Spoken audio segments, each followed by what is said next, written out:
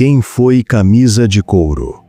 A lenda sombria do homem que impôs medo em Três Lagoas. Em algumas regiões do Brasil, o passado não descansa. Ele ecoa em histórias contadas à meia luz, em nomes que atravessam gerações e em figuras que se tornam maiores do que a própria vida. Em Três Lagoas, no Mato Grosso do Sul, um desses nomes permanece envolto em temor e fascínio. Antônio Joaquim Aragão, conhecido como Camisa de Couro. Para uns, ele foi um justiceiro implacável, alguém que resolvia conflitos onde a lei não alcançava.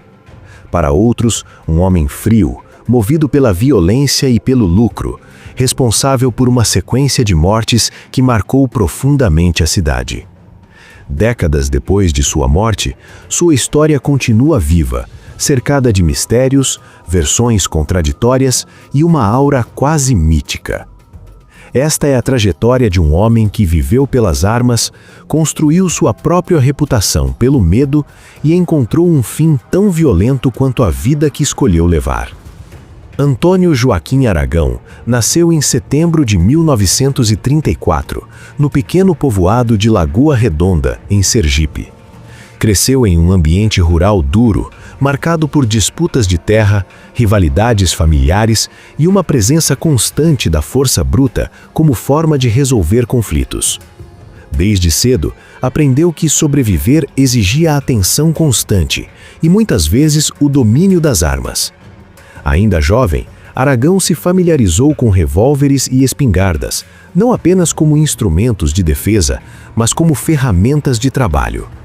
Em um cenário onde a justiça formal era distante, passou a ser procurado para resolver problemas que envolviam vinganças, disputas de poder e interesses econômicos.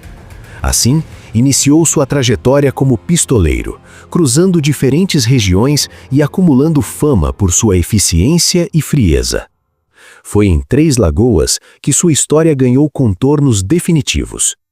Ao chegar ao então promissor município sul-mato-grossense, Aragão adotou uma identidade que se tornaria lendária. A camisa de couro grossa, usada quase como uma armadura, e o jipe azul que conduzia pelas ruas da cidade, passaram a funcionar como símbolos claros de quem ele era e do perigo que representava. Sua simples presença era suficiente para provocar silêncio e apreensão.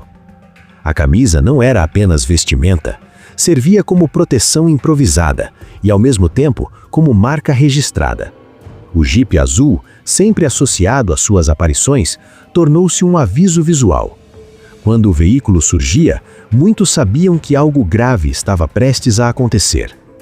Camisa de Couro era contratado por pessoas influentes, fazendeiros e figuras poderosas que buscavam eliminar adversários de forma rápida e definitiva. Entre os casos mais comentados atribuídos a ele estão a morte de João Cachimbo, ocorrida no bar Aviação, e a execução de um homem conhecido como Diguinho, considerado valentão na região. Cada episódio reforçava sua fama de homem que não recuava e que cumpria os acordos feitos. Seu modo de agir era descrito como direto, sem excessos de palavras. No entanto, um detalhe em especial contribuiu para consolidar sua imagem de crueldade. Relatos apontam que, em algumas situações, Aragão oferecia à vítima uma chance de escapar, pagar o dobro do valor que ele havia recebido para executar o serviço. A promessa era simples, mas carregada de desconfiança. Há versões que afirmam que, mesmo após receber o dinheiro, ele não garantia a sobrevivência de ninguém. Em casos extremos, teria eliminado tanto a pessoa marcada quanto quem o havia contratado, numa tentativa de apagar rastros e evitar testemunhas. Esses relatos, embora nunca totalmente comprovados, ampliaram o temor em torno de seu nome. Outro aspecto sombrio de sua atuação envolvia a forma como comprovava seus serviços. Segundo histórias que atravessaram o tempo, Aragão entregava partes do corpo das vítimas como prova do trabalho concluído. Esse gesto, além de brutal, servia para reforçar sua reputação e garantir novos contratos em um mundo onde a palavra precisava ser respaldada por evidências extremas. Apesar da fama, Camisa de Couro não era invencível. A quantidade de inimigos que acumulou ao longo dos anos crescia na mesma proporção que seu prestígio. Rivais sobreviventes, familiares de vítimas, antigos contratantes e até autoridades passaram a vê-lo como uma ameaça que precisava ser eliminada. O desfecho de sua história ocorreu em novembro de 1961. Aos 27 anos, Aragão estava em seu jipe azul, acompanhado do amigo João Carabina, quando caiu em uma emboscada cuidadosamente preparada. O veículo foi surpreendido por uma intensa sequência de disparos. Antônio Joaquim Aragão foi atingido por 12 tiros e morreu ainda no local. João Carabina, apesar de ferido, conseguiu sobreviver. A autoria do ataque nunca foi oficialmente esclarecida. As teorias se multiplicaram com o passar dos anos. Alguns acreditam que a emboscada foi organizada por antigos desafetos em busca de vingança. Outros apontam para a possível participação de figuras políticas incomodadas com seu poder. Há ainda quem sustente que forças de segurança tenham fechado os olhos ou até participado da ação. Sem respostas definitivas, a morte de Camisa de Couro apenas reforçou o caráter enigmático de sua trajetória. Antônio Joaquim Aragão foi enterrado no cemitério municipal de Três Lagoas.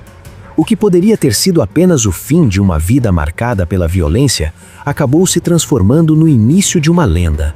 Seu túmulo passou a ser visitado por curiosos, admiradores e pessoas que acreditam em sua suposta atuação como justiceiro. Até hoje, flores e velas são deixadas no local. Alguns enxergam nele alguém que fazia o que a lei não conseguia. Outros veem apenas o reflexo de um tempo marcado pela ausência do Estado e pela força das armas. Verdade ou mito, Camisa de Couro permanece como uma das figuras mais temidas e comentadas da história regional. Sua vida e sua morte mostram como a violência pode construir reputações, alimentar lendas e atravessar décadas sem perder força. Em Três Lagoas, o nome Camisa de Couro ainda provoca silêncio, respeito e medo. Um homem que viveu pela arma e encontrou seu destino da mesma forma, deixando para trás um legado que jamais foi enterrado junto com seu corpo.